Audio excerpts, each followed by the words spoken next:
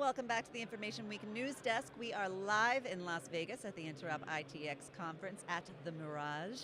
I'm Sarah Peters. My next guest spoke at the Dark Reading Cybersecurity Summit Tuesday about some of the most common but most insidious ways attackers are infiltrating organizations today, and particularly attacks that involve living off the land.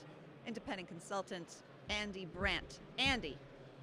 Thank you. Thank you for being here. Happy International Press Freedom Day to you. Is it? It is. How did I not know that? It's a huge thing. Thank you for keeping us all free. Well, thank you for thanking me. I appreciate it.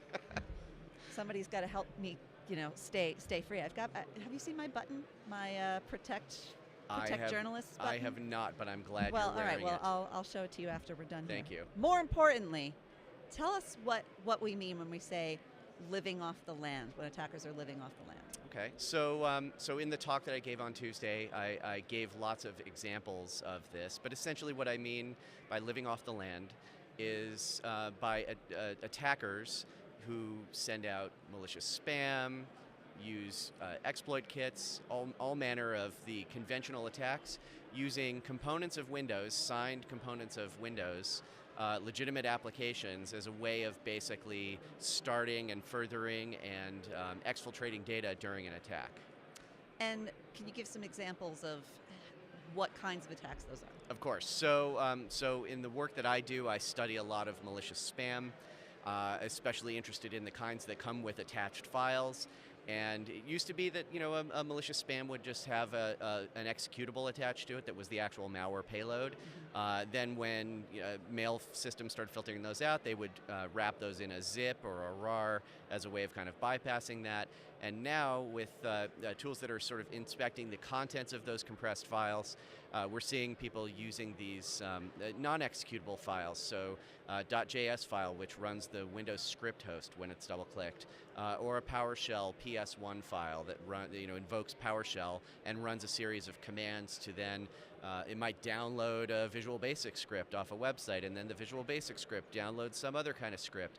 And then finally, at the end of this, a piece of malware gets downloaded and either run on the machine and saved to the machine in a very conventional way, or occasionally we see these types of malware where it calls a DLL that's stored on some server somewhere. The malware's just loaded into memory, and it stays in memory, but there's no file that ever gets written. We call this fileless malware.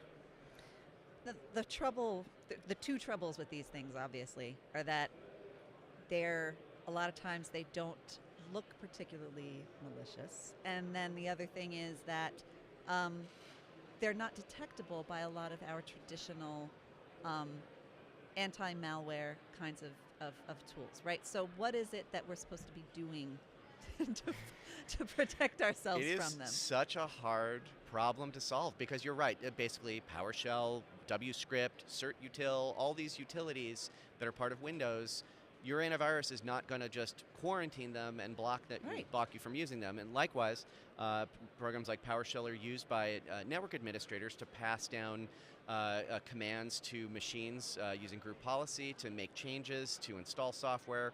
So they can't just blanket turn off PowerShell to the whole company. And then the third problem is that there are ways that these attackers have of, even if you were to do something like block PowerShell, they can re-enable it with a couple of commands to WMI, Windows Media Instrumentation. And so yes, the problem is, how do we detect it? How do we stop it?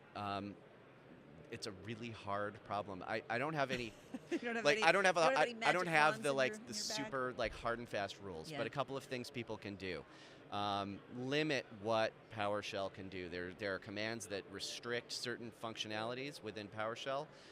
There's also logging that administrators can do to kind of keep an eye on what bad things are happening, and that logging can reveal these Rube Goldberg nests of crazy contraptions that the attackers build to get around malware detection. And then the third thing is to just really be aware of the kinds of stuff that's on the network that's part of your default installation, and if people don't need to have those tools on their machines, disable them or remove them. Is this something that I know that these that these kinds of attacks have just been growing and growing and growing. It's become extremely common, but by whom? I mean, is it just the super bad guys using this kind of technique in targeted attacks, or is it just kind of, let's all use this? Well, it's these kinds of techniques were all pioneered by the big bads, the bears, the pandas, the other animals in the zoo, but the it's made its way to the script kiddies and the people who are just schmoes who are out there trying to steal a buck. So it has become so commonplace now. What's more interesting to me is not that they're doing this unusual method, but I am fascinated by the combination of methods that they use, and they do mix it up quite a lot. So they'll change around to using 5 or 6 different types of files in a single attack, involving multiple different kinds of compression utilities and other things, and it's pretty hilarious. But yeah, the big thing is that it's everywhere now. It keeps your job interesting, right? It never dull moment. Andy, thank you so much for being here. It's been a pleasure. Thank you, Sarah. Andy Brandt.